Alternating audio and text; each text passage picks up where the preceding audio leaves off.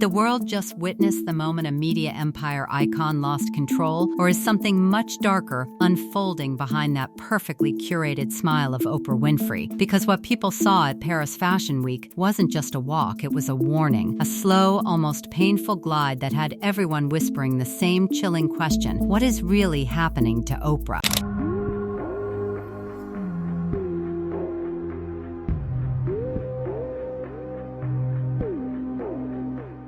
And the irony? The one person who would have torn this moment apart, dissected it, flipped it, and served it hot with zero filter is Wendy Williams. The woman who never feared Oprah. The woman who dared to say what others only whispered. Because let's be honest, this isn't just about weight loss anymore. This is about control, image, and something that doesn't quite add up. Here for Wendy Williams.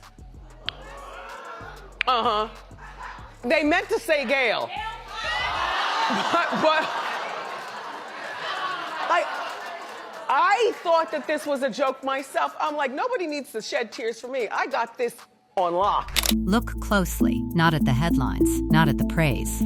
Look at the movement, the hesitation in every step, the jeans hanging just slightly too loose, the smile that feels practiced, controlled, almost like it's hiding something. And then there's Gail walking behind her, mirroring that same uneasy energy. Two powerful women, moving like something is pulling them down instead of lifting them up. So what changed? Because this isn't the Oprah the world built its trust on. This is someone navigating something deeper, something heavier, ironically while appearing physically lighter. And people noticed. Oh, they noticed. The internet doesn't miss patterns. And when patterns repeat, they become clues. And suddenly, whispers turned into accusations. Not loud ones, not yet, but enough to make you pause. Enough to make you rewind that video one more time. Because when fans start saying it looks like it hurts to walk, that's no longer admiration, that's concern wrapped in denial. But here's where it gets even more layered. This isn't the first time Oprah's body has been a public battleground. For decades, her weight wasn't just her personal journey, it was public spectacle. Magazine covers, talk show confessions, emotional breakdowns turned into inspirational arcs. The world watched her struggle and then applauded her victories. But what if this latest victory isn't as clean as it looks? That's more believable than her being the national spokesperson for a diet program. Oh, please. Oh, please. Every time I see the commercials, I'm like, oh, please. Because walking away from Weight Watchers after nearly a decade, that wasn't just a business move. That was a shift, a pivot, a silent admission that something new had entered the picture. Something powerful enough to replace a system she once championed so publicly. And suddenly, the narrative changed. No more slow transformations, no more gradual journeys. This was rapid, noticeable, almost unnatural in its speed. And Oprah herself didn't hide it. That because this special was really important to me and I wanted to be able to talk about whatever I want to talk about, and Weight Watchers is now in the business of being a weight health company that also administers medications for weight. I did not want to have the appearance of any conflict of interest. I see. And so I resigned from the board and I donated all of my shares to the National Museum of African American. She opened up. She got emotional. She spoke about shame, about years of scrutiny, about finally finding relief. And for a moment, it felt real, vulnerable, honest. But then came the twist. Because right when the world leaned in with empathy, she leaned into advocacy. Took on the shame that the world gave to me. For 25 years, making fun of my weight was national. Injections, medications, a tool, she called it, a freedom, a gift, something not to be ashamed of anymore. And just like that, the conversation split in two. On one side, support, applause. Finally, science helping where willpower couldn't. On the other, unease, questions, side effects.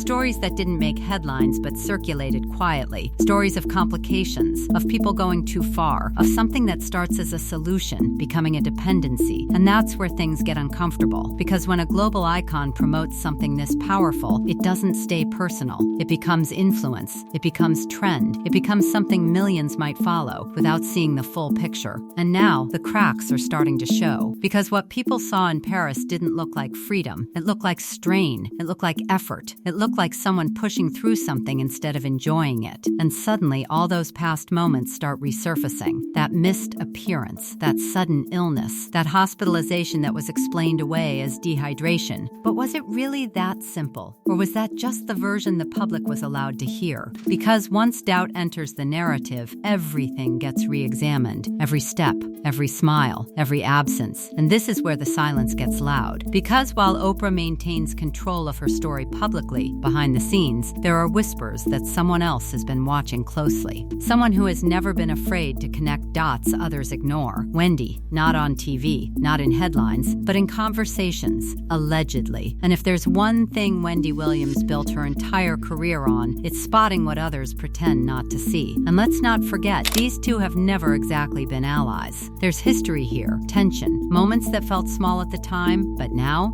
they look like pieces of a much bigger puzzle. Because when Oprah passed the baton, it didn't go where many expected. And people noticed that too. They questioned it. They analyzed it. They wondered, why not Wendy? Why skip over someone who dominated daytime TV, who built a loyal audience, who lived in controversy but thrived in it? Unless there was something deeper, something personal, something unspoken. And suddenly, everything feels connected. The weight loss, the timing, the silence, the subtle distance between two powerful women who were never quite on the same side. Because Wendy didn't just comment on Oprah once. She challenged her. She questioned her choices. She even suggested that Oprah surrounded herself with people whose stories didn't always add up cleanly. And now, with all these new developments, those old comments don't feel random anymore. They feel like warnings, like early signals that something wasn't as polished as it seemed. And here's the real question no one is asking loudly enough. What if this isn't just about weight? What if this is about pressure, about maintaining an image so perfect that even when something starts going wrong, you keep smiling through it? Because that Paris walk, it wasn't just a moment, it was a message, whether intentional or not. And now the world is watching closer than ever, not just what Oprah says, but what her body is quietly revealing. And just when you think this story couldn't twist any further, it does. Because what's unfolding around Oprah Winfrey doesn't exist in isolation, it exists inside a pattern, a web of moments, decisions, and associations that, when lined up, start to feel less like coincidence and more like something carefully managed, carefully hidden, and maybe slowly slipping. The deeper you look, the more the narrative refuses to stay simple. Because this isn't just about a viral clip anymore. This is about control over a narrative that may be starting to crack from the inside out. And the more people dig, the more they realize that Oprah's recent transformation didn't just change her body. It changed the way people perceive her power, her influence, and even her vulnerability. Because here's the uncomfortable truth. When someone as untouchable as Oprah starts showing signs of strain, even subtly, it shakes the illusion that she's always been above it all. And illusions, once shaken, don't go back together easily. Because now the conversation has escalated from whispers to full-blown theories, with people saying the effects of those injections are no longer subtle. They're catching up, and they're catching up fast. The phrase "Ode to Ompic" isn't just a nickname, it's a warning disguised as humor. And once the internet gives you a nickname like that, it sticks, it spreads, and it reshapes your image whether you like it or not. And then suddenly, that past moment, when Oprah missed her scheduled appearance, when she was reportedly hospitalized, when dehydration was given as the explanation, gets pulled back into the spotlight, re-examined under a harsher, more suspicious lens. Because now, people aren't just asking what happened, they're asking what wasn't said. And that's where things start to feel heavier. Because silence, in a story like this, doesn't calm people, it fuels them. It creates space for speculation to grow, to evolve, to connect dots that may or may not have been meant to connect. And in Oprah's case, those dots stretch far beyond just weight loss. Because behind the scenes, the narrative being whispered isn't gentle, it's sharp.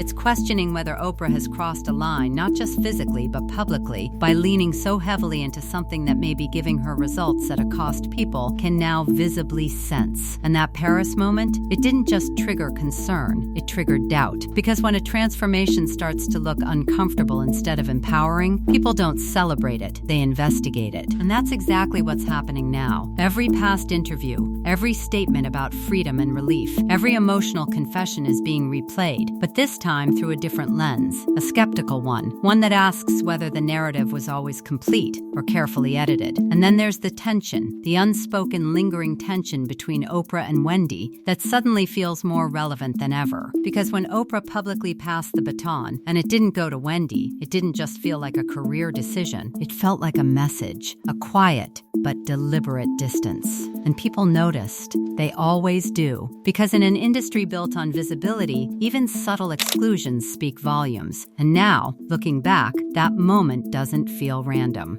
It feels like part of a larger dynamic. One where respect wasn't fully mutual, where acknowledgement wasn't equally distributed. And that kind of history doesn't just disappear, it waits, it lingers, it resurfaces when the timing feels right. And right now, the timing feels almost too perfect. Because if Wendy were fully active, fully present in the media space, can you imagine the commentary, the breakdowns, the unapologetic questions? She wouldn't just be talking about the weight loss, she'd be connecting it to everything. The influence, the timing, the past associations, the inconsistencies. She'd be asking the questions others are too cautious to say out loud. And that absence, that silence from Wendy's side, it's almost as loud as the speculation itself. Because people know what she would have said. They can hear it in their heads. And that imagined commentary is fueling the conversation just as much as any real statement could. And that's the strangest part of all. This entire situation feels like a story that's being told in two versions at once. The public version, where Oprah is empowered, in control, embracing modern solutions and redefining her journey. And the shadow version, where people are quietly questioning whether that control is slipping, whether the solution has become something else entirely, something harder to step away from. And both versions exist simultaneously, clashing, overlapping, creating a tension that refuses to resolve neatly. Because the truth, whatever it is, isn't fully visible yet. It's hidden in those in-between moments, in the way she walks, in the pauses, in the carefully chosen words, in the things that aren't addressed directly. And maybe that's why this story feels so intense, so unresolved, because it's not finished. It's still unfolding in real time. Every new appearance, every new update, every new clip adds another layer, another clue, another reason for people to keep watching. Because once doubt enters a narrative this powerful, it doesn't fade away. It grows. It waits for confirmation, for contradiction, for anything that pushes it closer to clarity. And right now, clarity is the one thing no one has. So the question lingers, heavier than ever. Has Oprah simply evolved her journey? Or has she stepped into something that's now evolving her in ways she didn't expect? Because that Paris walk wasn't just a moment people watched. It was a moment people felt. And once something feels off on that level, it doesn't just disappear with a statement or a smile. It stays, it echoes, it builds. And somewhere in the background of all this, whether spoken or not, you can almost hear Wendy's voice cutting through the silence, asking the one question no one can quite answer yet. What is really going on here? And how much of it are we not being told?